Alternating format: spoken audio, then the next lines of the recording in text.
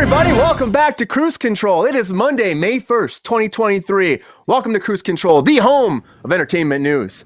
I am your host, as always, Brian Kruse. Welcome back, everybody, again. Thank you for being here on this Monday. I can't believe it's May 1st already. Damn, where's this year going? And joining me back here on Kruse Control is Miss Sabrina Vittori, the lovely Sabrina Vittori. How you doing tonight, Sabrina? I'm great. How are you? Good, good. Happy Monday. How's your weekend? Monday. Good? My weekend was great. Yeah, absolutely. Happy to be here. What's Nice, up, GR? nice. Oh, GR's in the chat. Welcome back, GR. Hey, hey. And also joining us here on Kruse Control, because that's not just Sabrina tonight. We also have writer, artist, director. You know, she's also acting out there. Gonna be doing voiceover soon. Miss Lexi Covill. Lexi, welcome back to the program. How you doing tonight? Hi. I'm back. It's me. I'm good. Glad to be back. How's your weekend? Was it good? It was good. It's good. It was all right. It's pretty good. Well, thank you for being here with us as always. It's fun to chat tomorrow. I'm going to ask you some more about that Fast and Furious stuff too, but I want to see how that went. That was my weekend. That was the weekend? That was it, huh? All weekend. Pretty well, huh? Yeah. Well, it went well though, right? It always goes well when it's Fast and Furious, right? Yeah. Everybody check it out. Check it out. And also, we're not there. We got one more person left here, everybody, because, you know, we can't just have three. We got to have four tonight. So also joining us here tonight, the beautiful, the sincere, the lovely Miss Rachel Blakely. Rachel, welcome back to the program. How you doing tonight? Hi, I'm doing great. How are you? Good. I'm throwing stuff out there. Sincere. That was interesting. My favorite. That's my favorite. You're so sincere. So sincere. You got to be sincere. I mean, I don't know. This is what it came about in my head. But Back again, thank you. you can't get rid of me. Yeah, here we are. It's good because we're talking about the Hunger Games tonight. So Rachel's like, I have to come back for that Hunger Game talk. Super sincere. I have to sincerely talk about the Hunger Games. Oh, there's so much there. There's so much to talk about with that. But, you know, I can't wait to get into it because I actually thought it was pretty good. But we'll get into that in a second. But first, we got to get into some breaking news.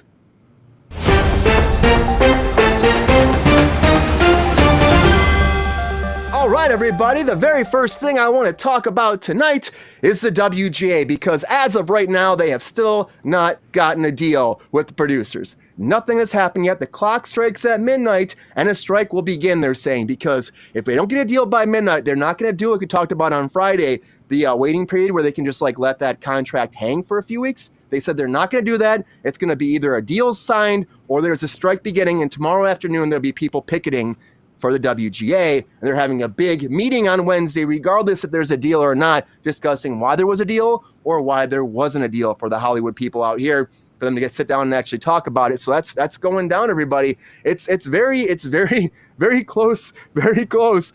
And one of the big things that happened today was SAG-AFTRA came out and said, you know what though, you know, if they strike, you have to cross that picket line, because SAG-AFTRA is not really supporting this. They're saying that they have a contract with producers that says that they have a what's called is a no strike clause. Even though before, back in like March, they were saying they support them.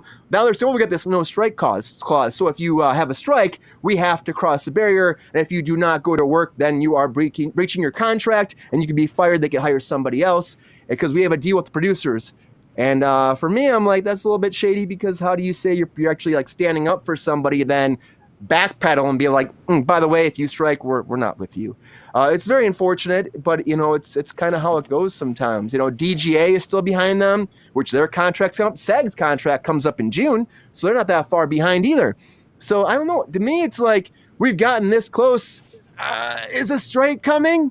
What's the group think? Thumbs up, thumbs down. What do you think? Because my consensus, I'm thinking a strike is coming. Yeah. Yeah. We're all thinking the same thing. I mean, midnight. It's not that far away. SAG has its head so far up the producers' asses that of course they're going to try to fucking be in their favor by saying that we'll cross the picket line. But the inevitability is you can't work without writers. Like, there's very few things that are already shot that you can still continue to work on. And in that case, people would be working on that shit anyway. So to come out and say this is Right. fucking stupid and unnecessary, and it's like just basically kissing the producer's ass. The statement Yeah. was such bullshit. It was like, we support you, but we're not gonna like do anything to support you. Right, exactly. Yeah, we're just gonna let this be. Good luck. We're here. Get it But, together, man. Jeez, what kind of statement was that? Well, Right. It's unnecessary. that's the state of SAG after these days. It really is. And they're just Rude. like, it is rude because it's like they think that they have them behind them. But like Spring is saying, you really can't do much without, the writers themselves. We saw how it shut down the town before when there was the last writer's strike. So like, I feel like that's what's going to happen again. Last one went 3 months. This could do the same, but maybe not. I don't know. I thought they were having good progress from what I was being told, but we got here, so I mean, When who knows? everybody breaks up like this and doesn't support each other, it makes everybody's deals weaker. It's so last by minute too. SAG not supporting the Right. WGA, that gives no incentive for WGA to support SAG when SAG needs the support. Yeah, SAG was so But- supportive of it up to this point too. We're still behind it, and they're like, "Oh, you're actually Well, going to it's do just it words, now." and they didn't have to do anything. Yeah. SAG Now, doesn't need now support. it's like actually. SAG Bullshit, needs no like- support because they roll over for the producers all the time. So Yeah, they're not going to fight for bullshit. anything. They're not going to fight for us. So it doesn't matter. Yeah. So they don't need And as support we from said anyone. before- They're rogue. They're just in the pocket of the producers, and it's really sad. it's like Gabriella, our old president, I will say, because she's not working behind the scenes still. No, not at all. But what she's a producer too. So like I will say it again. Last time she had a show, she took it to Canada to avoid the SAG rules because she could do it all off the books from SAG, even though you're the president, the Wow. national president of the Be union. president of SAG and then subvert SAG. That's bullshit. If that tells you Super where rude. our union's That's at, and Shit. even now, I don't care. I blast this shit all the time. It's like even now, when we have Fran Dresser as our president, who was negotiating the contracts? Who was running the Zoom meetings? Was it Fran Dresser? No, it was Gabriella. No, she's running it, getting paid by us, talking to the producers, negotiating all the contracts because nothing changes. So, SAG's in the producer's pocket. It is what it is. Most actors are producers, so it makes sense in that aspect. But I still think there's a lot of SAG members that aren't producers that deserve to have their voices heard. And we should be standing up for WGA, but we're not. Not standing up for them. I agree. Standing up from the other side of the picket line. That's where we're standing up for them. But with this bad news, which it might be bad news, they might get a deal. Who knows? We'll only find out in the next few hours. Some big news for Nintendo is Super Mario Bros. Has crossed $1 billion, everybody. $1 billion. They said this after its first weekend it would, and it did. The 10th animated film in history to cross $1 billion worldwide. It's Universal's 7th billion-dollar movie. And okay, over the weekend they made $68.3 million. It took it internationally, $532.5 million, $490 million US to $1.022 billion worldwide for It's a Mario, the 10th biggest animated film of all time globally, everybody. Yes, Your I take all the favorite money. song- Thank you. Your favorite song helped it out, man. I've seen that I song know. all over TikTok. Singing Peaches left and right, making money. People are going back. I saw it again on Thursday or Friday. I resaw it in 40X, and I'll tell you, it still worked for me. It still worked. People were screaming and laughing when they heard Bowser's song. Out of nowhere, I'm like, oh, first timers. I'm just saying. So, $1 billion. $1 billion. If you haven't seen it yet, everybody, you got to go see it. You do, because it's a lot of fun. It is a lot of fun. I have But- no interest in it. Oh, Lexi, do not at wanna all? Watch it. None. Why not? I- You don't see the appeal of the peaches? Because my heart belongs to the '90s one. It's so different from that, though. It's so different. That's why I like the '90s one, because it's so different from that. This is just like bone stock. Like, I know what I'm getting when I go into it. I'm like, it's fine. I don't need this in my life. It's Dude, nostalgia. I said it Yeah. before and I said it again. Disney's got to watch their back. Universal is coming for their bread and butter with theme Not- parks and now animation. I do have a Yeah. question for you though. You've seen Sonic, right? I haven't seen I did. Mario. What's better? Oh, you know what? I think Mario's better. Do you think Yeah, no, Mario's Sonic? better because it's, closer to just being like an exact copy of the material that's presented to you, or do you think Sonic is, trying a little bit something different with it being live action and still being able to achieve the game feel despite being a live action feel? Because you can pretty much always achieve exactly what your effect is for a game film if you do animation. You know what I mean? Oh yeah, yeah. Just saying. So, And that's the I feel thing like too. You're right. It's with trickier. Sonic, they do a good job of making a live action Sonic. I was like, I thought that would always be I feel impossible. like it's hard to compare it because with the Sonic movie, they had to introduce all these new characters that didn't previously exist to make it make sense as a mixed medium film. Whereas Mario, they just took all of their existing characters and shoved them into a film. So I think it's hard to compare. Have to. They chose those direct choice on their part to do It that. feels more like, I guess, closer to the source material for me, I guess. That's the thing about this. Even like the musical That's true. cues and just the way, the Mushroom Kingdom, the way it is, the way they expand the universe being really, I mean, Sonic makes Sonic real to the real world. This really just lives in a fantasy still, because it's really fantasy, and that's why I think, for me, it worked well. I think it just worked really well because it kept Mario where we know him, where it works, where his world, and I believed it more. I think I believe Sonic. I love that Sonic movie. I do. I love it a lot, and I think they did a great job with Sonic. But that's bringing it into reality, and I think they tried that before reality, and they kind of shit. I feel like they went crazy with it. You know what I mean? They just lost themselves. I still like that movie, but they lost themselves. They went, how we do this, as opposed to there's not a lot of thinking with this. It's just, this is Mario. This is what we know him to be. This is what we love him to be. So let's just let him be Mario. And I think that's why. I bet if you gave Taika Waititi a live-action Mario Brothers movie, he could do it, right? Well, I'd be down to see it. I'd still be down to see it. Rachel looks excited by that. Literally, that man can make anything, and I will watch it at this point. But I genuinely think, like, with the right director, a live-action Mario Brothers interpretation was right. Yeah. You shouldn't have given it to honestly, the directors of cyberpunk, horror movies. Universal and then said, hey, is not regretting their choices. They made $1 billion. No. They're good. Yeah. And they shouldn't have changed the director like a million times, or the director of the script. They shouldn't have changed the script so much for that original Mario movie, too. They were changing it so much the actors were upset about it, too. So it's like, if you got something everybody's happy with, just shoot that. Even though, like, I still like that movie, it's just like, maybe you just stick with what you got, what everybody signed on for. Because when you do too many cooks in the kitchen, you start changing things too much, all of a sudden, people get less attached to the source material, and then maybe they don't give it out their all, and then it doesn't do as well, But this, I just thought Mario was fun. It was just fun. It was just really fun, and I just enjoyed it. And I just think if you want to sit back and just feel like you're playing a video game, but just like watching along, that's what this is. It's like watching Mario, watching someone play Mario, but still being, in it yourself a little bit more. So yeah, I'm not really a big fan of watching people play video games. I prefer to be playing them myself. It's a huge thing these days. Right. It's a huge thing. But Mario's doing great. $1 billion. It's gonna keep going. That's what it is. It's a huge hit. There'll be a sequel coming before you know it. And something else that's coming before you know it is Only Murders in the Building Season 3. That's right. They've finally announced it's coming out August 8th. With Steve Martin, Martin Short, Selena Gomez, of course. On Hulu, this will be coming out with Meryl Streep joining the cast this time, and Paul Rudd himself, hashtag not Paul Rudd right here, but Paul Rudd himself gets murdered at the end of season 2. Spoiler, everybody. And we have to find out what happened to Paul Rudd and who murdered Paul Rudd. So this is coming out. To me, I'm excited about it. Not much to say, though. They haven't really released much about it yet. As the summer comes along, we'll probably hear more about it. But if you're a fan of the show, they finally announced it August 8th. This is coming. And as this is coming, something that's leaving is 911. Well, it's leaving in a way. It's canceled off of Fox. Okay? But ABC said, hey, this show's not done. We're picking it back up.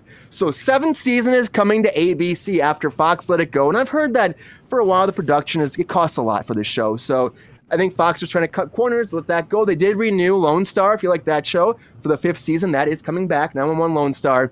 But they're letting this one go. And it's like one of their highest rated scripted series. And they're like, let them go. That's just how it goes sometimes. But ABC is picking those pieces right back up. Before we talked about this, was in limbo. We said we heard it was coming back, but we didn't have all the details. Well, here are the details for you. It's coming back, which there might be some gap, right? Right, Sabrina? There'll probably be some gap. I feel like they have some kind of changing, especially the writer's strike. You probably won't. I don't know if they'll go back to work as normal as they normally do. What do you think? I mean, I guess it does depend on the strike, but they finished this season a month ago or so, and they usually go back in July. So I guess it is dependent upon the strike. But I mean, everything's depending upon the strike. I don't think it would have anything to do with ABC taking over. I think it would just go back to production as usual, and they would just go on a different network. Yeah, and the last episode airs May 15th. On Fox. It'll be the last time you'll have 911 there. I'm not sure about the syndication rights. I'm guessing ABC will pick that up too. Normally that's kind of how it goes, but Fox might have some kind of deal with it. You never know. But this is going away. This is going away. Lexi, Rachel, are you too excited about this coming back, leaving? What do you think? I'm completely indifferent. I'll have to ask my sister how she feels about the show in general. My sister's a 911 operator. In Vegas, so I'll have to ask her how she even feels about this show and see if she has an opinion about it, because I certainly don't. That's a lot of money, this show. That's a lot of money. And so what do we, the thing is, though, people love this thing. I'm surprised that Fox is letting it go, but it costs a lot of money. I will say, Brian, I've made it this far without getting any spoilers for Only Murderers in the Building. Oh shit! Thanks. Oh no! Let me tell you this though. Streaming shows, I'm always so apprehensive to watch them until they get like their run done. At this point, because they cancel them so fucking fast. It literally has nothing to do with any of the show. That's what I was gonna say. Literally has nothing to do with any of the show. It's literally the last scene of the second season. Cool. We've never even met him before. It just happens. It's like just shows up to die. Yeah, it's literally that's all it was. Nothing to do with the show. Nothing. It's just don't worry about it. It's just honestly. like this is our next season, pretty much. It's on me for not watching this very. No, but it literally it's the last scene of the second season, and it's like after everything is done with the season, and then this thing happens to set up the next season. So it really, honestly, has nothing to do with anything. Don't worry about it. Yeah. I've heard that 911 show is super expensive. It's not the first time I've heard that. I remember when it first came out, I heard that it had like a crazy high budget. Yeah, like I heard like that the technical effects on it are like some of the best that have been done or something like that. So, but it's Ryan Murphy. Oh, that makes sense. Really? Yeah, spare no expense. That's what Ryan Murphy says. Spare no expense. I don't care enough about like medical dramas to watch it. And actually, when it initially came out, I thought it was a reboot of Rescue 911, and I was like, I'm not watching that show. You're like hard pass. Yeah, like, Ryan Murphy is so hit and miss. Like that does not entice me to watch the show, because like he does some really good stuff, like the first 8 seasons of American Horror Story, and then Nip Tuck, American Crime Story, which you have to do, the pseudo spin-off, and then you get Dahmer. Nip Tuck is like the worst show I've ever seen in my entire life. So it's just all I never watched it. That was his breakout show, though. That's what made him famous. I didn't either. The first 2 seasons. First 2 seasons of Nip Tuck are like so good, and then like you're like, what the fuck happened? What is going on? But that was his first thing, really. That was what put him on the map. You like end it with like a woman killing people with like a Build-A-Bear machine, and like your wife having sex with a midget, and like your son goes from like having sex with trans women to like midgets, and I'm like, I don't understand what happened here. I don't understand.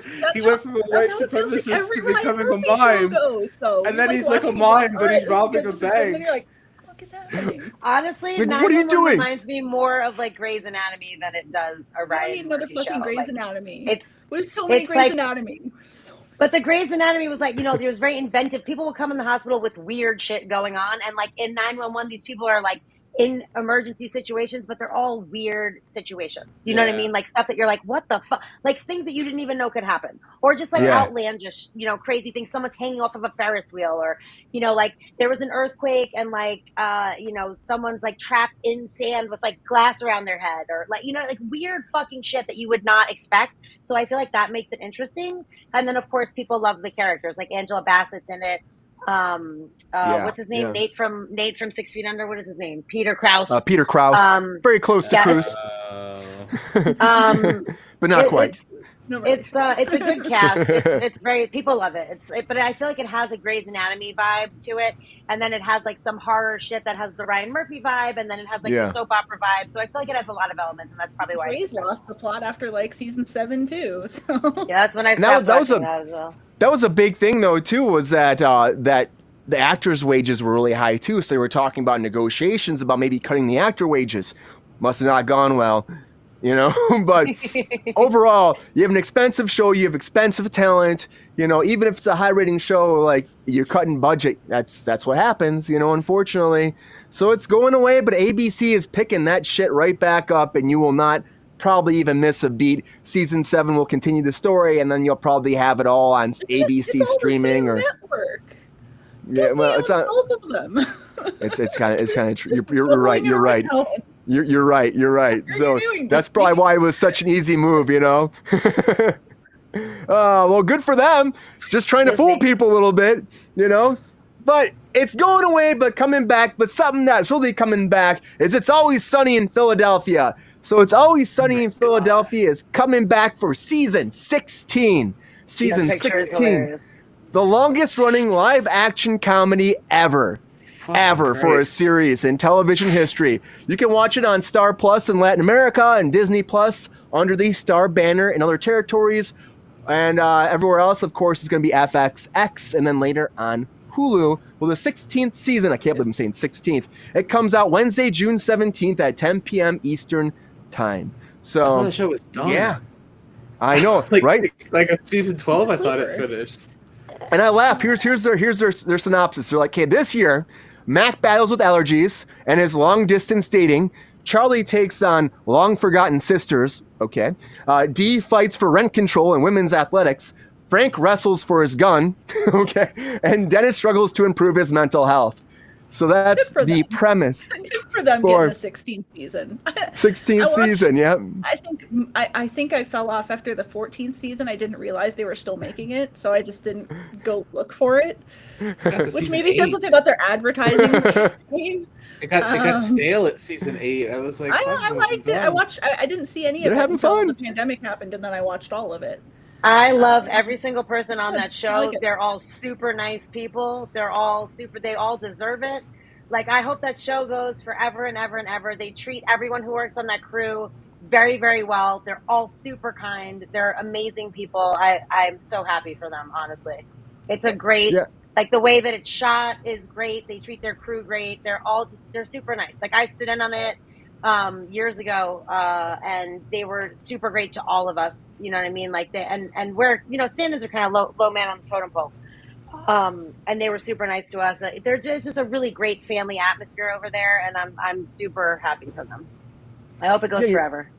And you're talking about budget. It's a lot cheaper to do this. They're doing most stuff handheld. They're moving fast. They're shooting Yeah. quick. They use like They're little improv roller and stuff. skatey things as like dollies and hold the camera. It's all handheld camera. They have like now they shoot like 8-hour days. Like, it's super short days. They keep it, you know, like Clint Eastwood style. And you know, they shoot through the season really quickly. They keep a lot of crew members working. And it's fucking funny. And they're all super nice people. There's a lot of improv. It's a fun set to be on, to work on. You know, you never know what's going to come out. You know, you're shooting an episode, you run the lines on the paper, and then like they come out, and the scene can totally evolve into something else. It's a super fun Wild. show to be a part of, and I hope it goes on forever. Good for them.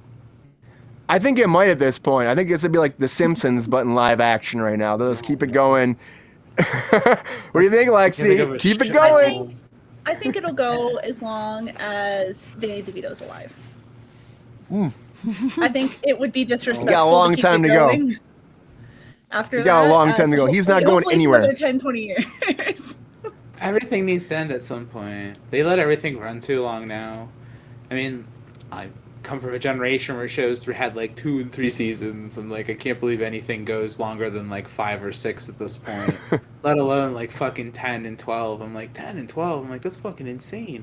Like, when we were growing up, like, shit never got that kind of stuff. A show that got like 10 seasons was insane. Like, that was like unheard of. And it's like now we're at fucking 35 seasons of Simpsons and like Well, you 20 still had seasons of things South that went Park. that long. and, It like- was just soap operas. yeah, well, that's a Yeah, little it different. was soap like- operas before. I'd rather take a long running comedy than a soap opera. Yep.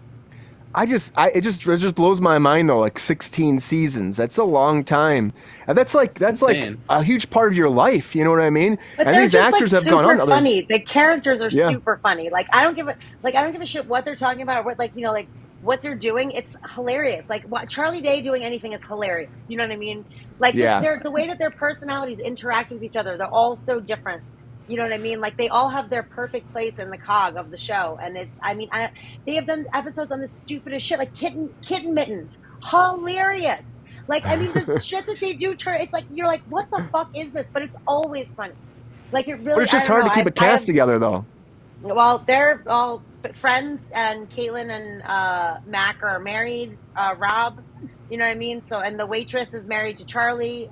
Elizabeth is her name. Like, so they're you know they're all homies. They do a podcast together. Like the three boys do. You know what I mean? Like they're all friends. And Yeah. like just imagine going to work with your friends and just like being stupid and funny and improving fucking funny ass shit all day. Like getting paid for it, man. That's a dream job. And they just have a great time doing it. So you're right. They just keep going back. I mean, even though they're going different directions, you know, they still find their way back home to do this. So good for them. I mean, it's like that's a big commitment when you're actually branching out, but it's exciting for them. 16 seasons. And my question is, are we going to get 16 Conjuring movies? Because the fourth one is coming, everybody. The fourth one is coming.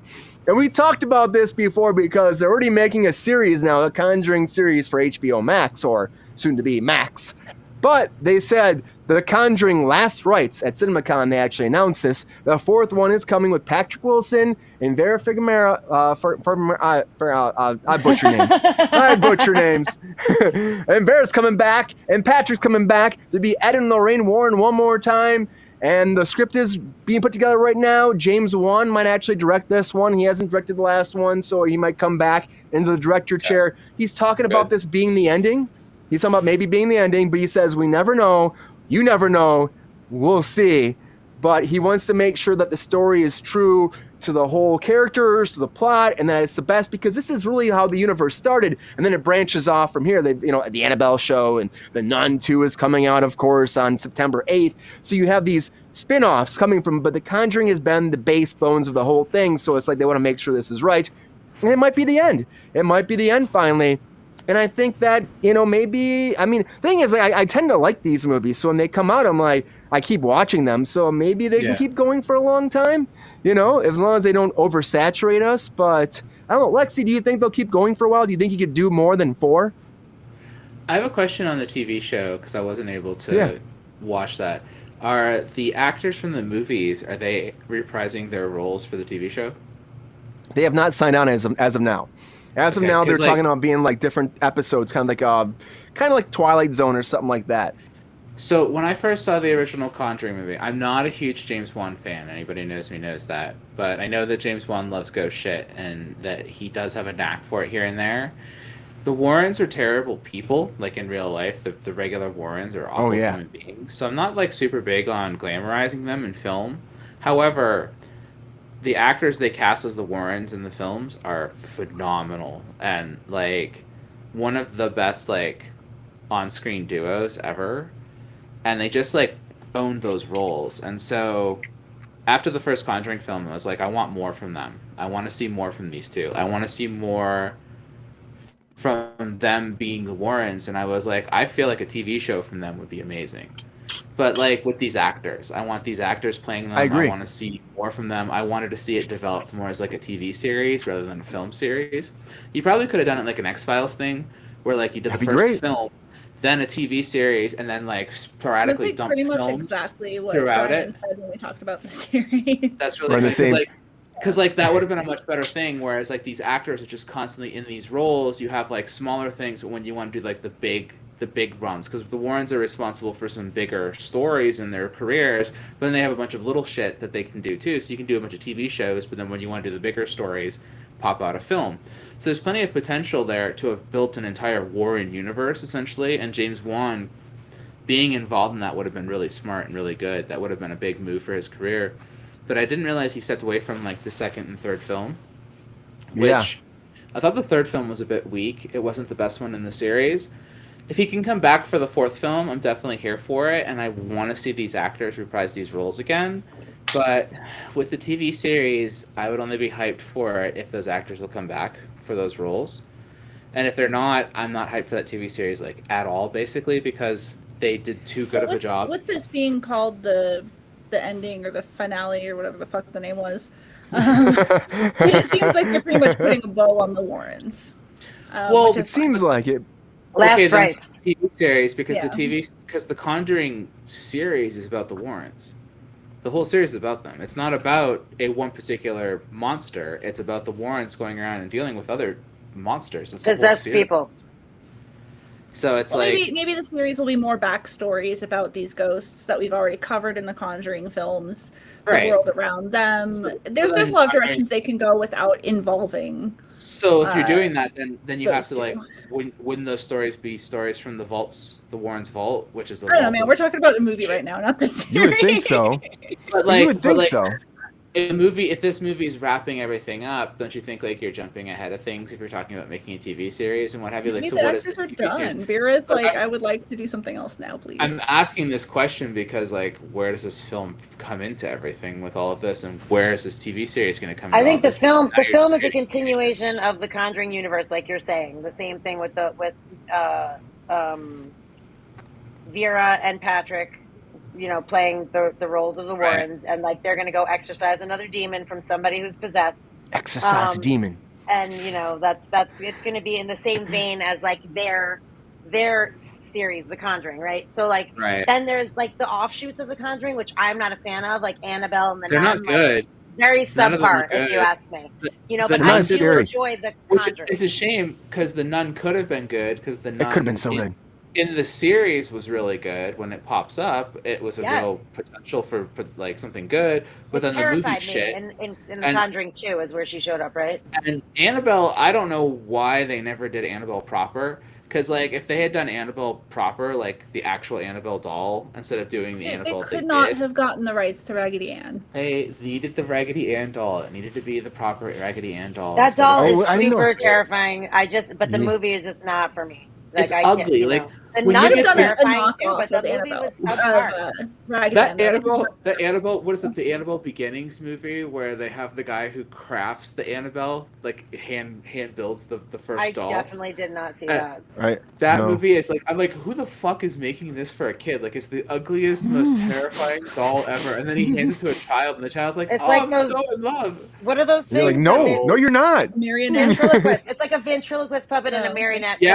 combined. That's what it That's is. exactly it's like what it is. It's like Ugh. one of the ugliest things. And I know James Wan has like some weird hard-on for dolls. Like he's got like some Oh, really? absolute obsession. Oh yeah, he did that one, and then he did a Dead Silent, He and then did he's got the Megan. Annabelle stuff. You did Megan, Megan. Yeah. I actually didn't know that was him, but once I Yeah. heard that was him, I was like, of course that was him. It's a doll movie. I'm like, I should. Well, this makes so much sense.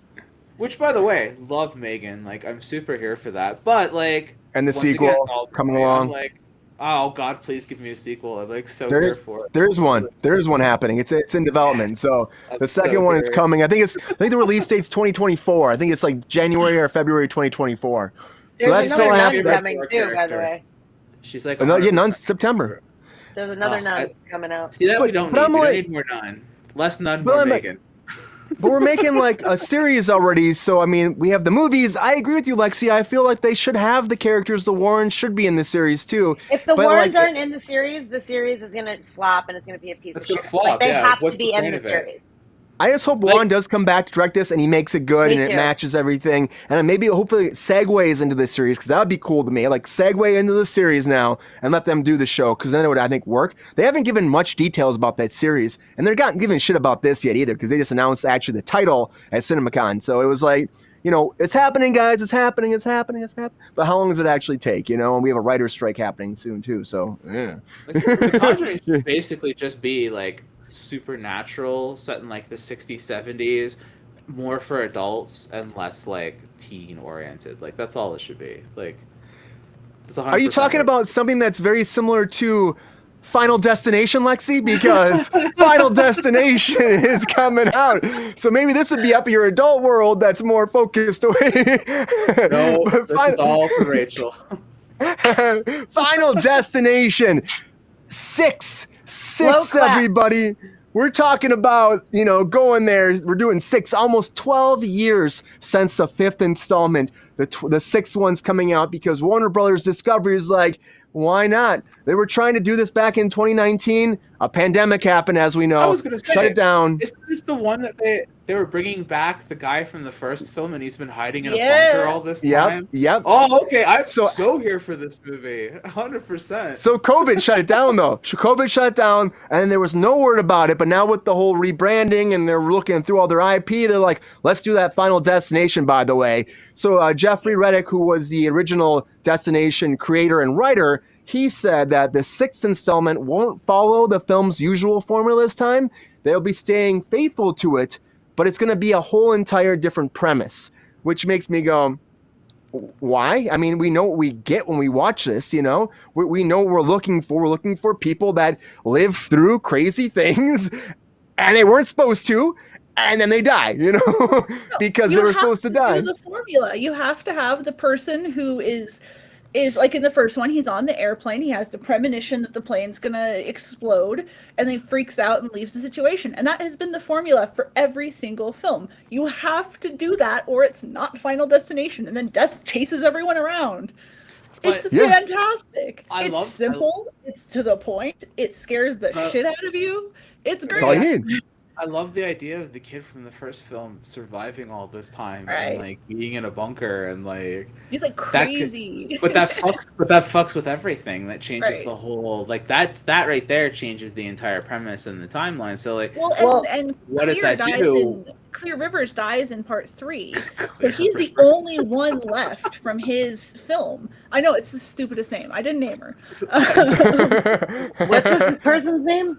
Clear Rivers. Rivers. Clear It's the Rivers. stupidest I name. can't. That's the girlfriend type Yeah. character.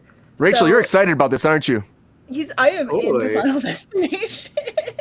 And it hurts my feelings that it's been 12 years since the last one came out because I saw that in high school and now I feel old. Oh, don't you love it? But the whole series has just been so well done. I don't know a single person who's not terrified to drive behind logging trucks because of Final Destination. Like We literally it's- talked about that in the last episode of Fast and the Furious. Yeah. Really? Yeah. I don't think I've ever found myself behind a logging truck. So lucky me, I I'm a guess. delivery driver. You're literally I in thought- Roller Washington coasters. right now. Are you not driving I around? also live in Colorado. I live in LA. And I was just in Florida at a spring break desk. There's no logging trucks. Like or, on or, a- or Every any, day. or like with rebar on them, like Every anything day can that I be drive so behind loose. something that has shit on the back of the truck, Yeah. carpets, tubes, any kind of like truck with tubes on it, and I drive behind it, and I'm like, more in I have to LA, get more out of it's like this lane trash now. or furniture piled up in the back Doesn't of matter somebody's car. if Or, it's- But if they've or got like so many leaves. different. They've gotten so creative with the way they kill people in those movies. And like, if you're getting rid of the formula, what the fuck do you have left? I just want to make a point that That's a good question. The writer of the movie is going to be John Watts, who was the director of Yes. the newest Spider-Man series. So it's not being written by the creator; it's being Yeah. written by John Watts. So I mean- maybe that accounts for a different take on it. But obviously, if the creator's into it, like I'm gonna have to trust that because he created Right. it. So if he thinks that it follows the same formula in some way, shape, or form, then I'm gonna have to agree with that because the first one was really fantastic. I mean, So but good. I feel like they slowly tapered off as they went on, but the first one was really, really spectacular and terrifying. So if he thinks that it is up to snuff with his idea and that it goes along with it, even though it's not the same exact formula, I'm going to trust him on that. And I can't wait to see I mean, it. he also might just want the royalties from it because he's going to get a fat paycheck for them using the Final Destination name. I don't think Yeah, he. I mean, there's he's going to be also that. involved in it. He's going to be involved in it. He's just Okay. not writing it. You know what I mean? Like But- he's still going to. That gives me a little bit more faith. Oh my gosh, you put the roller coaster one with me? So rude. And this movie did not help that situation. I just feel like it's gotta be true to the story. I mean, I love John Watts, so like that makes me excited about it, and it makes me look at a new take on it, and the fact that they're actually giving it the time of day now. Hopefully, it does well. Lexi, do you think this is gonna work today, or do you think they should have just left this back 12 years ago? This one will work, especially with them bringing back the original kid, because that kid hasn't Yeah. been I in don't know if they're doing anything that in- concept anymore. Are they not? Okay, let me tell you, if they're not, I don't if know they're they not are. doing the concept that I was initially presented, I'm out. If they're doing what I was initially presented, then I'm in. But because I want to see that actor come back, I was very excited to hear that he was coming back. I was excited to hear all of that stuff. I loved what I was initially seeing. I straight forgot about that. Like I forgot all about that whole entire thing. I was super excited about 2019. it. A lot happened between then and now. It was a good. It was one of those kind of things where it was a good idea in that it had been forgotten, been like 12 years, and then it was like, hey, it's been 12 years. Remember this guy? He's been in a fucking bunker the whole time. You're like, oh shit, like that's a good way to come back at this. Like this kid has been like hiding from death. Hiding from death. It, like hard. And I'm like, okay, let's see where you're gonna run with this, because like, how does this go for him? And how is this going to work with this actor being aged up like this properly and like all this kind of stuff? I was like, there's a lot of potential with that concept and running with it the way that they did. If we're just doing another Final Destination and we're just going, hey, let's crank another IP, then it's just going to be another me and Sabrina having the same discussion. Which, I could see it being that, though. I really could see it being that. That's why I hear this. That's why I'm like, there's a lot of reboots and remakes and stuff we talk about all the time, and this just made me fret that way. I'm like, oh, I think that's probably the route they're going. Might, if they try a full reboot, like if they get rid of all of the lore from the previous movies, which have consistent lore and reference each other constantly. Yeah, they do. I think the lore is still going to be there. It's just going to be presented in a different way. But I think the fourth film's the only one that has like a bad break in the lore. Outside of that, like they're all fairly consistent with all of their lore. I think that maybe if they wanted to do a full reboot, it wouldn't be successful. This is a very millennial film franchise. This is like at the heart of millennial horror, and Gen Z horror isn't the same flavor. So I honestly don't know if Gen Z will give a shit. Maybe that's why they said it to be a little different, you know, so it relates to people nowadays and reboot it, rework it, so it works for a new audience. Dude, horror is hard. If you like horror, you're gonna go watch it. Like, people are gonna. Each generation has its own flavor of horror. You have. I get it. Like, I mean, I grew up watching Michael Myers, but that doesn't mean that I didn't like Final Destination or the original Scream or The Conjurings or you know what I mean. Like, if you like horror, you like horror. You're gonna give it a chance. I'm not saying you're gonna love it. But like if you're someone who watches horror, you're gonna watch the movie. You know what I mean? But that's you why draw I'm your own saying conclusions. Reboot it the way that I was presented, because if you do it that way, then it's a loyalist film to the generation that it was made for, while still being a good film for all horror people, because that's what horror people will want to see. They'll want to see them treat their franchise properly, no matter what generation they're watching it. Everybody wants to see Nightmare on Elm Street treated respectfully. Everybody wants to see Friday the 13th treated respected properly. Like, it doesn't matter what generation you're from, you want to see the franchise treated respected properly. So as long as people are treating the franchises respectfully, then that's what matters. So if you're trying to retool it for a new generation, it's not going to work. If you're trying to fuck with it and not make it for the generation it was for, you're going to mess it up again. Yeah, that's going to be the problem. Sure that, like, you understand the demographic that watched it, and you want to understand the subject matter that was already presented, and you want to be able to go back and work all of that lore into the new film and still kind of give a new piece of subject matter that still brings all of those pieces together. It makes it cohesive. Regardless of what they do with it, I'm going to buy an opening day ticket. My ass will be. I'm going to see it.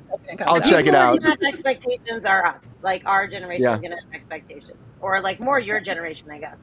But, like, the people who are seeing it for the first time and this is their first brush with it, they're not going to have that basis of comparison. You know what I mean? So I feel like it's for someone seeing it for the first time and having that concept in some way, shape, or form, it's going to be their first brush with it. And I feel like it might be more favorable if they didn't do it to like someone who's already seen the franchise and is well aware of it and doesn't like what they did and the changes they made. Like the newer generation or people who have not seen it before are not going to know that. So they're going to be like, this is fucking rad. You know, unless I just meant in general, like that genre of horror and that cadence of horror is not what they're marketing towards the kids these days. The kids these days. the Gen Zers. How old are you? You can't say the kids these days. You're like 5. The Gen Zers are more into like the technological horror. They're more into the style. Ex Machina shit. Different. Like, what are you talking about? The style is completely different. Horror. Like Megan. They like folk horror. They like folk horror. Like Megan and Bodies are the quintessential Gen Z horror films. So Gen Z is into those stylings. Megan and came those out 3 minutes ago. Like, can you give me something else? Right. Well, they're in their early 20s, so like that's what they've got. They've got that and bodies, and like my generation had this Midsummer. and My Bloody Valentine 3D, and they're just totally stylistically different. Midsummer. So I hope Midsummer. I don't know what that was is. kind of for everybody. Everybody fucking loved Midsummer. So do we think that Gen Z would like something like a Cliffhanger 2? That's my question about being true to IP and generations. You gotta do this right for the generation before that saw the first one back in 1993, right? You would think so, but Cliffhanger 2 is coming, everybody. This also relating back to, we talked about Final Destination. They were gonna do this before the pandemic as well, and then it all got canceled and stuff. It was gonna be Stallone's daughter, I guess, before, but now they're not even saying that now. Now Stallone's coming back to play Gabe Walker once more in this high altitude excitement franchise. I guess not even a franchise. It's a movie that came out that made, brought Stallone's career back to life. It made $255 million when it opened. At that time, he was doing stuff like Stop or My Mom Will Shoot and Oscar, and at that time, Stallone's career wasn't where it was, It started going down a little downhill. Stop strapping geriatric action stars back into their old Thank you. roles. Thank you. You don't want to see a 75-year-old man hanging off the edge of a cliff? No. This is produced by the Fast and Furious producer. Especially not in that outfit. I'm going to hard pass, bro. You know what? I Fast will and- see it if he's in that outfit. And only if he's in it. No, if He he's probably in that will outfit, be. I will kill myself will be. for him. Of course. It kind of sounds like, they say it's like an ensemble cast for this, wherever the script is an ensemble cast, and they're looking for the lead for it. So Stallone will not actually be the lead No, in the he's in the going to be cast. the geriatric come out of retirement cliffhanger who can only solve the puzzle of this one cliff and the fucking fuck you. It's so stupid. It's so dumb. It's so Like I stupid. can't. 30 my years brain later, no hurts. He'll have a 30 headset and sit in a literally helicopter. 30 years later. Like, Where's John Lithgow? I want him back. I don't want any of it. There'll My be a head low is gonna shot of explode. him up in a helicopter with a headset on, talking at somebody. No. Why don't you make low another shots. fugitive? Why don't you make a fugitive again with 80-year-old Harrison Ford? Like just He stop would do it. Give Give him an idea. It wasn't me. It was the one. They're running through the drainage pipe and jump. I mean, come on. Just please. Pretty please. With sugar on top. Cut the fucking shit. So Sabrina, tell us how you really feel. Would you watch this movie in a theater? No, absolutely not. I wouldn't watch it. I wouldn't watch it in a theater. I wouldn't watch it for free on my TV at home. I wouldn't watch it if someone threw a DVD in my window. I would break not it watch and it throw with it in a the mouse. trash. I would not watch it in a house. I would not Nope. watch it here or there. I would not watch it What? anywhere. Sabrina would not watch it anyway. Reboot Demolition Hard Man? pass. I'd be all about that. I love Right? Demolition Man. That makes sense. This doesn't make sure, sense. this is Why are we doing Cliffhanger? It was a one-off. No. That's all this was. It was a one-off. 30 years know? ago, it was a one-off. 30 years ago. I was Let I it was go. 13 when that shit came out. You were 11 when that came Was I out. 11? Was I 11? I think I was. Lexi, I would thought I you was would you 13. go It was see 30 years ago. the massive sequel though to Cliffhanger? No, I didn't see it when it came out. I didn't care about it then. I don't care about it now. I liked action movies. I had friends that made me go see action movies when I was a kid, and this was one that I didn't go see. Like that was one of those ones I'm just like, eh. Like I don't care about cliff hanging. You can hear that picture. I You can mean- hear Yeah. the. Yeah. I want to feel like, Like- he's saying, Adrian! And our I chat like is saying, "Come on! If someone throws a DVD through your window, you'd have to watch it, right?" No. No, I I love would not. Rocky. I love Stallone. I wouldn't trust the DVD thrown through my window. Oh my god, this is hilarious. This is hilarious. The new script focuses on his son, Clive Hanger. Really? Or is that, no, I think this is It's a- just a very I funny think it's just a joke. Rachel, would you see this though? Would you go No. see a Cliffhanger I don't 2? give a shit. I was a literal toddler when this Oh came my out. God. I do not care. I forgot this movie existed. I think most people I did. think that is best. We should all forget it existed and leave it alone. he's Bill gonna Mike climb up the Tucker. cliff. I'm gonna And quote then Bill VR. Paxton's Do I look like and I give a fuck? son is gonna be at the top, and they're gonna fight the Twister Yeah. together. GR, where's the DILLAGF? Give it it to us. They're bringing it back. They're bringing it all back. Twister. No. Cliff Twister. Hard pass. 90s hit 90-year-old coming back to you. Hard The pass. crossover you never knew you needed. Cliff Twister Park.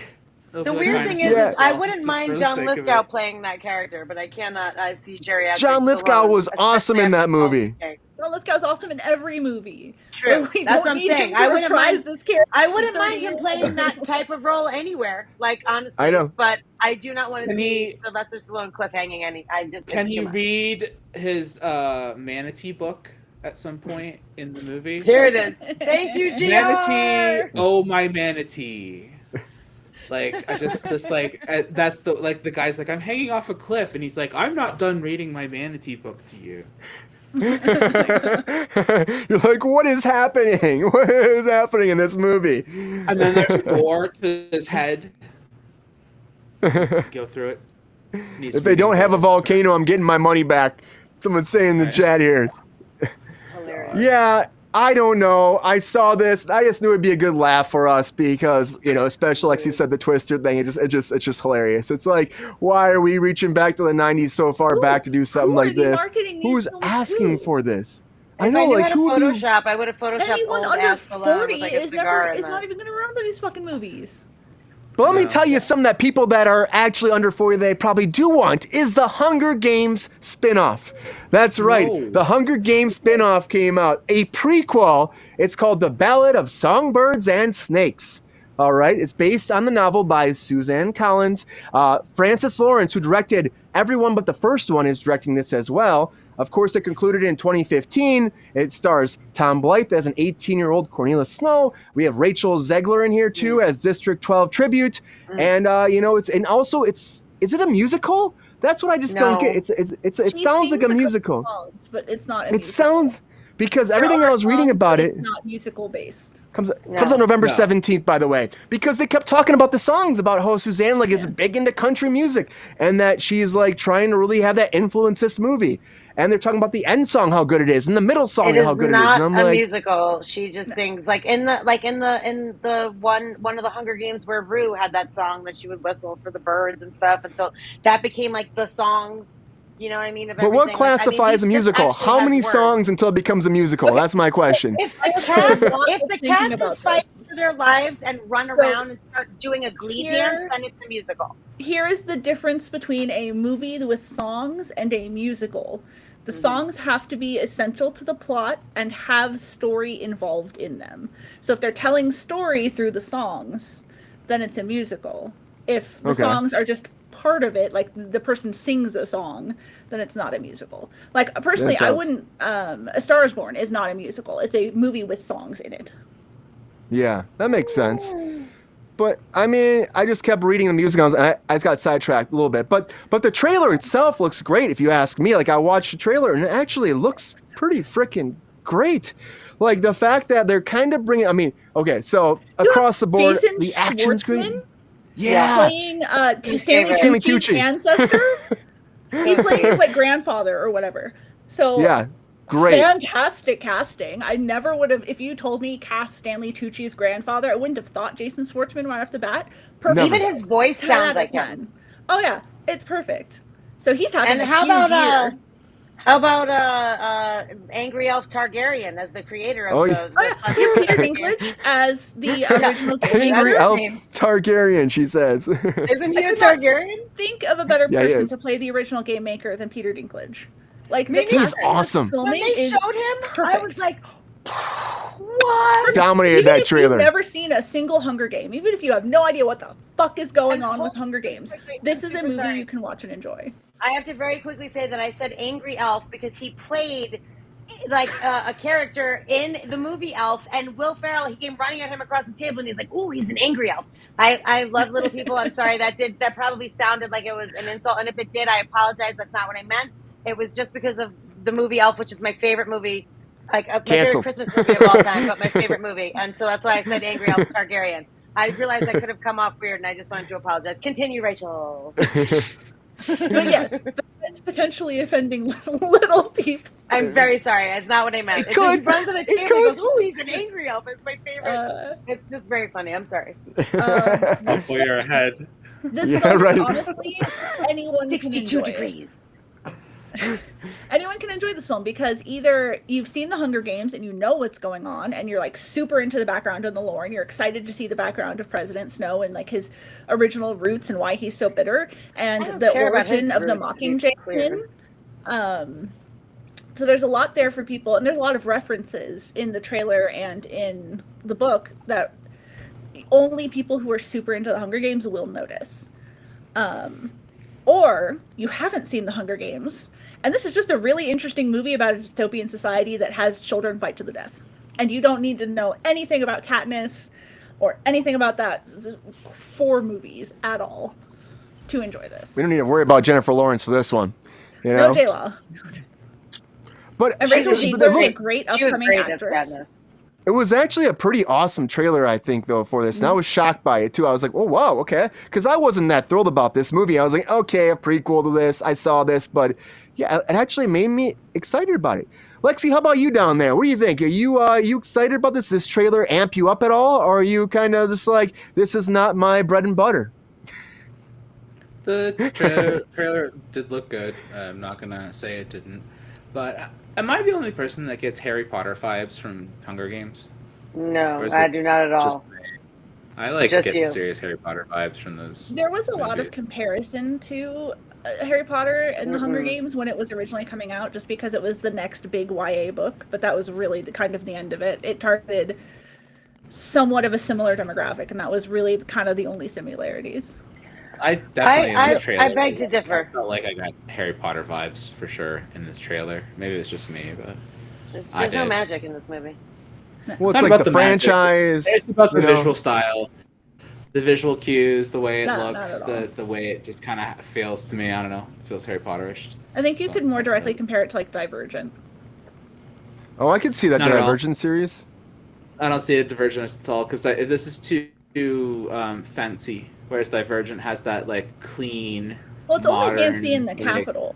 If you I feel watch like it could even films- look like a Wes Anderson movie if he did 3 a movie points like for that, I just feel like- Mockingjay I House. see the West Anderson a lot more. the Jason Schwartzman of it all makes you feel Wes Anderson. Like, Yeah, you're right. You're right. It brings it in. made a movie like this, I feel like it would be his kind of canvas, honestly. I love the like vintage vibes. So it's like Yeah. it's like you can see the vintage vibes of the capital before you get the capital of the future and of the Hunger Games era. I'm kind of bummed. I wanted like a young Woody Harrelson and a young Effie Trinket. Like I wanted those two to be This like when they is were tributes. It's before that. I 15 know. years before Haymitch's Games. Yeah, I know. Ah. But that's my point. But I mean, I just really because we're attached to them already. Like I'm like hesitant to like care about new I people. mean, if and new this tributes. does well, they might give us that. They might give us Haymitch's They Games. might lead to Because that. So many people are so Can you interested see in Effie seeing Trinket in the fucking games? I would love to see a backstory of her because she's a lunatic. Like I think that Oh, that yeah. would be so fun. But I'm excited I for didn't it. Honestly, like- it looks This really is well. no, this is more than 15 years. This is like because Haymitch Well, was 64 in the years. He was like in his before- 70s or 80s, and now he's like was in 18, the you know? 50th Hunger So that's- Games. you're talking so about this Cornelius was 40. Snow. This is 40 years before Haymitch's Hunger Yeah. Games. Right. Brian, you're Yeah. talking about Snow, who was Donald Sutherland, who, by the way, Yeah. the very last line of the trailer was his voice. Yeah, it was You his know that? audio pulled from the film. I missed Yeah. that. Yeah. Yeah, the Hell very yeah. last line of the trailer was his voice. I love Donald Sutherland. This is 65 years or 64 years before Before Katniss's Katniss. games. Yeah, exactly. So it's Fucking Katniss. But I just like I'm very disappointed in myself because I didn't realize that she had written other books, like she had written prequel books. Because I This read one came out in 2020. I know either. So Oh. Songbirds and Snakes just came out. because I read So she's all like, the original it's ones. time. I was obsessed with them. They're such good books. But like I didn't even know this existed when they said based on Yeah. Susan Collins' novel. I was like, why am I sleeping on this? I should have read this fucking book. It's like the second it came out, they optioned it for a film. Of course, of course. 100%. I understand shouldn't that. have Too. They'd waited probably so just long. jump on that. Right. Well, at I least, was really at into least that she. era when they started coming out with these like teen dystopian films or whatever. But like I Yeah. got into Maze Runner, and I got into Maze Runner. like I liked the Divergent films, and I liked that stuff. But I never got into the Hunger Games ones. They weren't for me. I was late on the train. Shailene Woodley, friend of the show. I got into it like 2-3 years ago. I actually know her. Oh, So really? I actually knew her. So I read the books and then I watched the movies as soon as it's like one of the only things that I really saw in the movie theater because I was excited about it because I love the book so much. I was in a book club, and the first book, the original book came up, The Hunger Games. And so we read it. I read it in like 2 days, like ridiculously fast. And like I would go to pee and take it with me. Like, how long are you actually sitting on the toilet when you pee? 3 seconds? I was like, I could read 1 sentence if I'm peeing. Like, that's how much I loved it. I did not want to put it down. And then we didn't have to read the rest of the books for the book club, but I did anyway in between the other books I was reading for the book club because I loved it so much. This is a franchise you could easily make into a series. Yeah. You could take this and cover the different Hunger Games throughout the years. You can cover the first all the way through the 75th Hunger Games. 100%. And you have easily. so much content. I would much rather see them take this and make it into a series than Twilight or Harry Potter. I don't know. I feel like the movies are so dramatic and there's so much pyrotechnics and stunts and like all this fucking crazy shit that they create Let's put inside this shit the on dome. HBO. If you did it on a show, it would be like it would be Game of Thrones style. You know what I mean? Hell like yeah. it would be so expensive. It'd be hard for somebody to. Well, the first 10 Hunger Games, so like the first Hunger Game up until this Hunger Game, all take place in a more of like a football stadium type situation. Yeah. So the first Not few in a dome? seasons of the show, not in a large dome. It's more like a stadium. So you have people sitting in the audience watching it rather than watching Like the it Coliseum. from home. Oh, they don't watch it at home. Okay. So I have to read yeah, this and book they kind of tonight. give you a glimpse. They kind of give you a glimpse of it in the trailer. You can see a little bit of the shape of the stadium. Well, I That's saw the them whole running. I didn't realize. I was like, I thought thing. they were like running like into the dome or something. I was like, this seems weird because it That's did look the like a whole football field. stadium. That was so bizarre. Whew. So like Interesting. So people Hunger died Hunger Games very fast. after the 10th Hunger Game is when they start to change it. Yeah, and it was very Okay. fast. It was with a couple hours rather than days or weeks. Days. Which you get in the yeah. modern Hunger Games. Becomes more of a spectacle then. Yeah. So this will probably be more of that lore than what we were used to. But it's Yeah. still, the action looks great though. I mean, what they showed, they didn't show a lot, but they showed, they actually showed much more than I thought they were going to show. So I don't know. I mean, yes, it could be a huge franchise. She's only got one book written, you're saying, Rachel, so far? That's it for this prequel area? Yeah, this was a one-off book just to talk about So- presidents now. Okay, so hopefully she's got some more brewing because I'm guessing the way this world works, they're going to be wanting more after this, everybody. I'm Well, pretty they'll sure. just start popping off screenplays if she doesn't come up with another book quick enough. It's very Right. true. But you know how that works out? A lot of times it doesn't work for the best. It does not. Give me a series. I just dedicate 1 or 2 episodes to each Hunger Games, and a few episodes for character background, so we can see more about Effie because she wasn't a competitor in the games. So to get her background in there, you need to cover a little bit more than just the games. I really, Yeah. really, really, really want to see her backstory. Do it right, and spend some time on it and have her involved, because if you don't have that person involved that actually came up with the original idea, a lot of times the scripts get out of control and the IP goes downhill, just like our featured story tonight. And that leads me to our featured story Oh, boy. of the night.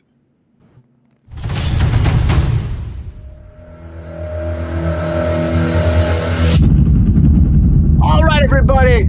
I want to talk about G.I. Joe for 1 second because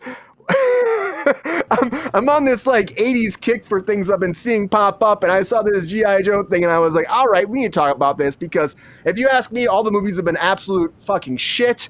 And I watched them and I'm like, I didn't see Snake Eyes. I didn't see that. I bet Sabrina has something to say about that. But G.I. Joe, okay, the first one came out, The Rise of Cobra, in 2009. Retaliation 2013. Now they're saying, and then the reboot, Snake Eyes 2021, and they spent $40 million for that. They made $40 million and they spent $88 million, so they lost their asses on that. Wow. So that wasn't good. And so when that happened, they had an idea for a TV show. But when that happened, that TV show with Amazon got pushed aside because they're like, what we can't do this. We just lost our asses on that.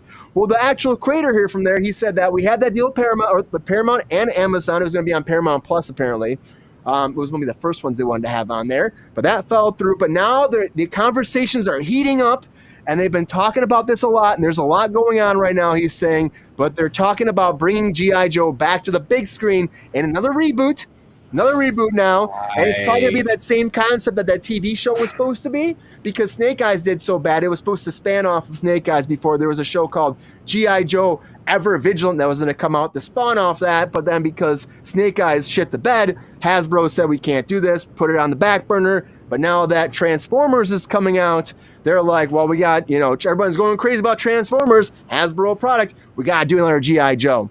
So G.I. Joe is moving forward as a feature film, not a series, and it's coming back to theaters. Now, they tried it with Channing Tatum, and that fool, he hated it so much that he said, kill me off. He was contracted for 2 movies. Like, kill me off as fast as possible. I'll do this fucking movie, but kill me off. They brought Dwayne "The Rock" Johnson in. Didn't help. Bruce Willis was in that shit. You're like, oh, Bruce Willis in this too. And Dwayne "The Rock" Johnson can't make it work. Nobody can make it work. Happen. Call it a fucking day, man. It don't happen. Who was it they had for Cobra Commander, the first one? It was such a strange Joseph Gordon-Levitt. Joseph Gordon-Levitt. Shut it down. I was like, I know. Who the fuck cast Joseph Gordon-Levitt? JGL, friend of the show. Commander? And like, he had like that full body prosthetic on, so you couldn't even like see that it was him or whatever, and his voice was all altered, so it didn't matter anyway. And I was like, he is such a talented actor, and this is such a waste. He's such a of his cupcake. talent. You can't Every have him single one. be. I love the me some ultimate Joe. He's so good. guy. He could have played that role well if they like put him in the visor mask and they had put him in like the costume and let him like be that character. Lexi, But, like, there's no playing the role well. The movie sucked balls. Yeah, because they wouldn't He play could've done- Cobra Commander right. They He could had not him, have like, saved a that weird. film. There were so many things wrong with that first G.I. Joe movie. Like, why did they make every single character not the characters? Like, that's the thing. Like, They nobody did, liked 100%. the boys. Nobody looked like anything. Like, these weren't even hard characters to make. They're literally just army characters with like a little The bit Rock of a looks pretty modification here badass. and there. I was like, and the second film was better than the first film, but It was better. Like, it was only better in action and like a little bit of like the fact that you had better actors here and there in it. But like the better actors weren't doing anything with the dialogue. They were just better actors, so they were just more enjoyable to watch. Like you said, like The Rock and the fact that you had Bruce Willis, and it's like, of course you have like a more enjoyable experience. They're good actors, but like they're not doing anything to carry the film. They're just there in action sequences being themselves. So it's like the films are really bad. Channing Tatum wasn't the problem with the first film. The first film was the problem with the first film. Like, it was a really fucking bad movie. And I was hyped. Like, I was like, did you see any of the animated sequences that they made for the release of the first G.I. Joe film? The, like, 10-minute snippets. Because they were creating these, like, animated 10-minute snippets that were coincided with the release of the film, and they were fucking amazing. I can't remember who the company was who they got to do them. They were incredible. Like, literally, that is what I was gonna say. Like, if you want to reboot G.I. Joe, do it in fucking cartoon form and do it like that. Yeah, and they were like, Stop fucking around with this. It was like some of the best animation I'd ever seen. Like, really great, like cell shading, Super like really good blending. It was so well done. And like the Snake Eye segments were excellent, and everything was done really well. And so these segments were all supposed to tie into the film. And then when you watch the film, if you hadn't have watched these animated segments, you were going to be lost when you went in the film. And you were, because those segments told you why Snake Eyes was doing the shit that he was doing in the film and all this stuff. But when you watch the movie, you're lost. So this movie's confusing if you didn't watch these 10-minute animated segments, which were amazing. But also, it was super confusing. Animated segments were way better than any movie that they made. Right. You know what I mean? It was kind of like, episode 1 when they let Jenny Tartakovsky make those 10-minute animated segments for the release of episode 1 ahead of time, and then the movie came out, and you're like, wow, what's this piece of shit? This doesn't work at all. But even the Joseph Gordon-Levitt thing, though, Lexi, like, he's so good, and I feel like they shit the bed on him. They didn't even give him a chance to be good in that movie. So much talent just dripping through the floorboards, like wasted in every single inch of that film. So many like things, and like I keep going, well, what about Transformers? I'm like, Transformers was like literally like sitting on a razor's edge of, this can be the biggest piece of shit ever or fucking awesome, and there is no middle ground with it, because it's literally based on a toy that goes from a car to a robot. There was no plot, there was no story, and let's be honest, G.I. Joe is military propaganda toys. That's all it is. That's all it was. Military propaganda toys. For the 80s. But then again, how fucking hard is this to make a movie? The military loves giving Hollywood billions of dollars to make Look at Top Gun. films. Hello, this movie should have been expensive as fuck, had a really great cast, had a really great writer behind it, had some of the best special effects behind it, had some of the coolest looking vehicles you ever fucking saw because they've had so many cool looking toys. We should have seen nothing but cool fucking vehicles, great actors, great fucking everything. You should have been hyped as shit, and there should be 15 of these things already. I don't know why it didn't work? This is a fail. You know why it didn't work? Tom Cruise wasn't in it. We should have had Tom Cruise do this. He could have been the main person. No. Like no. Like seriously. Like, I would love for you to have the work, but no. How are we at? How are we at 10 Fast and the Furious movies and we can't figure out how to get G.I. Joe going? It's not hard. Real It's American not hard. hero. Close. G.I. came out in. I looked it up because I wanted to make a commentary. I wanted to be right. G.I. Joe started in 1963. So Yeah. what you have is a toy that was created pre-Vietnam. So the last major war we had been in was World War II. Korea was there, but like, who gives a shit about Korea? Like, the last major war we were in was World War II. So you have the children of the soldiers of World War II playing with these toys during the peak of American exceptionalism. So America, again, like Lexi said, put out these propaganda military toys saying, we are the best. We are the American military. Are you going to fuck with us? Like, we're great. We're a real American hero, G.I. Joe. And it was perfect for that time. It was revived in the 80s. It didn't make a lot of sense in the 80s, but it worked. Anytime past... That's when the cartoon came out, right? Yeah, you had the cartoon in the 80s. The cartoon's so good. Because the toy sales had all but died at that point. So they put out the cartoon, sold more toys. And they changed G.I. Joe from just like a average American soldier to like a spec ops person. But it's also a major redesign in the way the toys were made too. They were shrunk down to a smaller size. The way that they created the figurines were different. The original G.I. Joes were more doll size. They were closer to a Barbie doll size. Yeah, they were like big, yeah. So what you have is this toy line that hasn't been relevant for quite a long time. The nature of war has changed. The way America views itself and the way the world views America has changed. And I don't think children these days, and even the adults who would be seeing this for nostalgia, really want to watch a piece of toy-based propaganda for the military, and that says, "Hey, America is the greatest," when we're suffering in the worst economy since the Great Depression. So in when the we're 90s, in conflicts, and it's just not appropriate for the time anymore. In the late 90s, I early think you're 2000s. making a lot more than it is. I really think. I don't think anyone's going to see G.I. Joe and thinking any of that shit, Rachel. I love you to death. They're not conscientiously thinking about it, but people absorb media here. I mean, with what's popular around them. When the toy was launched in the 60s, these were, again, they were the kids of the heroes who fought in World War II. Hell yeah, they wanted this toy. Of course, you're correct. I'm just saying, like, no one's deeply... This is America. No one's deeply thinking about this shit. America is deeply fractured right now. They're also deeply stupid. Like, sorry for it, but like, I'm just like, I mean, look around you. Like, I don't understand. Like, it's like I feel like that's it's not only stupid people are breeding. And I hate to say it, but like, we have dumbed down our country so much. Like, and the requirements for education are less.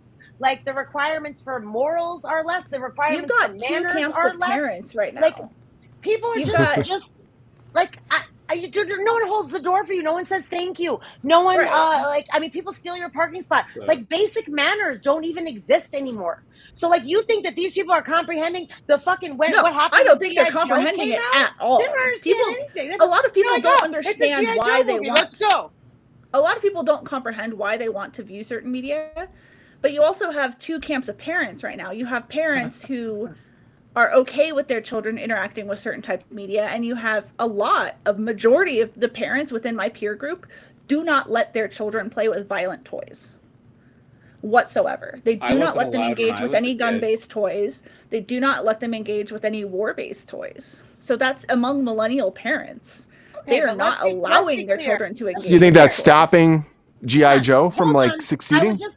I would just like to say, people enlist in our armed forces and fight for our country. They put their lives on the line. I am not saying that a war that we're fighting is worth it, but those men and women deserve all of the things. They deserve. Oh, I'm not shitting on. They deserve alcohol. Like they literally the individuals. People, I'm not shitting on the individuals. I would like if our military would stop putting them in front of bullets they don't need to be in front of. Fine, but the fact is that they are, and there are people that are out there putting their lives on the line for us every single day, and dying over stupid fucking shit. And like I'm not saying like I'm not an advocate for war, and if we need to go to war, like fine, whatever. But like I'm not saying that we should. But I'm certainly not gonna like. I mean, I feel like I've been thrown under a bus. I wasn't advocating for. I was never shitting on the military service members ever. No, I'm not saying that you are. I'm not saying that you are. I'm just saying like glorifying like a war situation is what you're saying, which is not good, and I get that. But like there's still soldiers, like there are still kids whose parents are in the military and they only see them every once in a while, and there is still an active military situation that is very much a part of a lot of people's lives. I grew up with my parents. My parents were in the military. I've been married to military service members. Military has been a big part of my life. But that doesn't change the propaganda aspect of it. G.I. Joe, the real American hero. I have a cat. All right, cat time. I'm saying that there's less interest for it now than when it first came out. That was my entire point. Yeah. And I just gave some historical context to it. Well, I guess it was my mistake. Sorry, everybody. No, it's not your mistake. I think that you're right, like that it was a different time when they came out, and that obviously, like, you know, that I just don't think that people give it that much thought. And like for people going to see this type of movie, it's like a like just an action film. Like there's gonna be shit blowing up. Right. But if it failed, like I don't think they think about it in that context. Succeed with anyone else? Oh, I agree with you. I think G.I. Joe's a piece of shit, and they should just reboot it in an animated form. It filled with The Rock and Bruce Willis. And Channing Tatum. Film. And Channing Tatum was very hot then. He was very hot back then. Like he was very popular. Back then, it was huge. I wanted to say before we got off subject, when these films came out, both of them, the first one and the second one, Snake Eyes was the popular character in every one of the films, and he was the character that stood out in each one of the films, both in the live action and the animated sequences.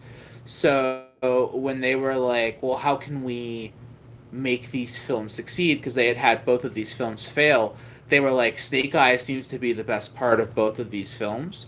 So they were like, let's just make a fucking straight up Snake Eyes movie and invest like all of our money into Snake Eyes and see if we can get like our money back on the Snake Eyes itself. And when the Snake Eyes movie came out and that bombed, then they were like, I don't know what to do with this anymore. Because they were like, if this character isn't able to carry this franchise at this point anymore, because like this was the character they were riding on, like bringing this up and like having it succeed, then they were like, I don't fucking know anymore. If they want I worked on that Snake Eyes movie. Go ahead. Did you? No, you go ahead. Yours Sabrina worked on that. Directly related to what Lexi was saying. No, I worked. They did reshoots because they shot all over the place, but they did reshoots for like 2 weeks or so. And I stood in for Samara Weaving. She played Scarlet. Okay. And so she was a super nice person. First of all, which I always like to advocate for people who are nice. And we filmed almost a whole entire day of her kicking the crap out of these dudes in this bathroom. And I was like, this is so badass. Funny. I didn't see the movie, and I'm sorry for that. So I can't say if it was terrible or not. Yeah, I think most people didn't see it. I didn't see it. But when I was I think we gave up at that point. I actually really wanted to see it. Like, I really thought I was like, this might be it. And I even, you know, I was like, this seems like it could be really good. So I'm really glad that it didn't do well. If they want G.I. Joe to succeed and they want this style of film to succeed, I think they need to go towards the more modern, relevant form of getting kids excited about the military with, oh my god, Call of Duty. That's what I was trying to think of. Call of Duty is what the kids want to play if they're playing military toys now. They don't give a shit about G.I. Joe. They want to play Call of Duty. The name's not relevant. Go get Jason Lin to do it. One of the fucking, actually, the Fast and the Furious directors. Go get a competent action director. Go get a competent James writer Gunn. behind it. Michael Bay. James Gunn's busy. You know what? Michael Bay was an excellent choice for it. I don't know now at this point. Not anymore. But you know what? I know people don't like them. I think his Ninja Turtle movies are good, especially the second one. I think that when you first initially heard what he was doing with Ninja Turtles, that was shit. But when he got, the same thing with Sonic, when they showed us the first picture of Sonic, and they were like, fuck. When you heard what Michael Bay was doing, people were like, fuck. He went, okay, I understand what you want. That second Ninja Turtles movie, I don't know why anybody was mad at that, because anybody who's a fan of the original cartoon series growing up, that second Ninja Turtles movie from Michael Bay gave us everything that every movie didn't give us growing up. That movie gave us Krang. That movie gave us Bebop and Rocksteady. That movie gave us fucking everything. The movie was excellent. When Michael Bay wants to, I love the Transformers movies. I think they're great. I don't think there's a problem with them. I think they're pretty much exactly what you want Transformers movies. Two fucking robots banging into each other and turning into fucking cars. Like, what more do you want? Like, when a movie is based on a toy series, as long as you're like pretty well able to follow like the story that's there, because G.I. Joe's got a story. There's some story there. Transformers also has a story. Stick with it. They're doing it. It's there. It's not deep. Like, It's not deep. Find the Allspark. It's based on a fucking toy. Like, what do you want? Like, they're not deep fucking stories, but like, follow the lore good enough. Give me a great fucking expensive as shit action spectacle with a bunch of robots and shit. Like, whatever. This movie's going to be a bunch of... I want to see weird looking vehicles that I've never seen before. I want to see laser guns. I want to see, cyber ninjas. I want to see... Like, this is what G.I. Joe gives to me. Give it to me. Why is that fucking hard? I wasn't even allowed to watch that show when I was growing up because my mom said it was too violent and I wasn't allowed to watch it. But I'll tell you, as an adult, I will absolutely watch a G.I. Joe movie because that was rare for cyber parents ninjas then, and fucking weird looking vehicles. Right, but like, look at what it is. It's just overblown, crazy, batshit insane stuff. It's just more of what I want from a Hollywood action film.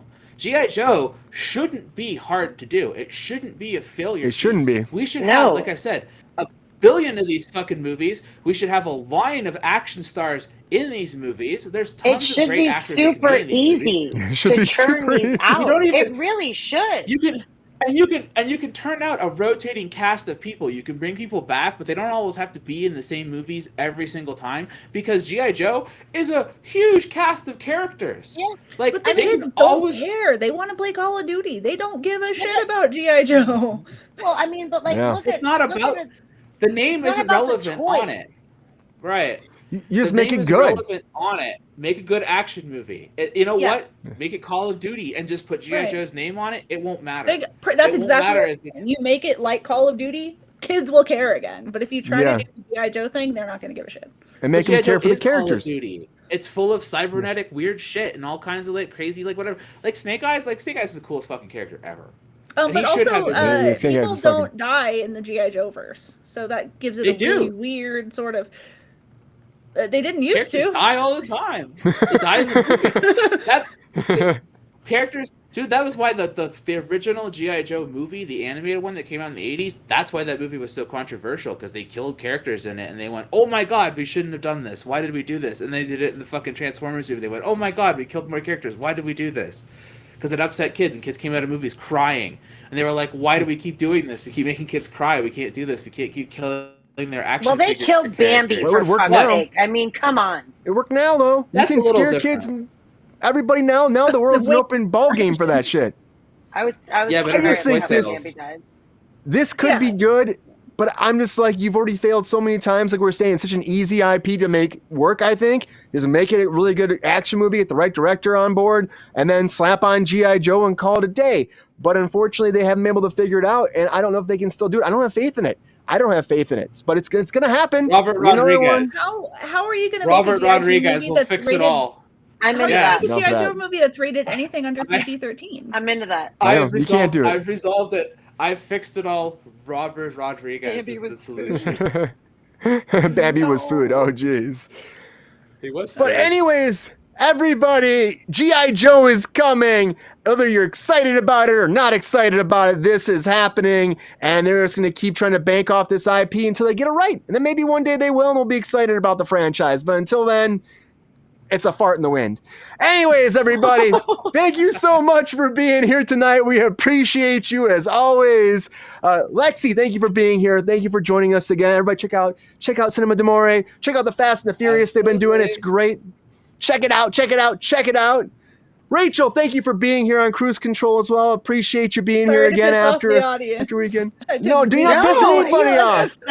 Hey, I said angry We're elf. having a good time. We're all under having it tonight. Conversations about movies, television, entertainment news, and still no update on that SAG or that WGA thing yet, everybody. So we'll see. We'll let you know how it goes back on here on Wednesday. What happens? We might be in a strike world. We just don't know yet.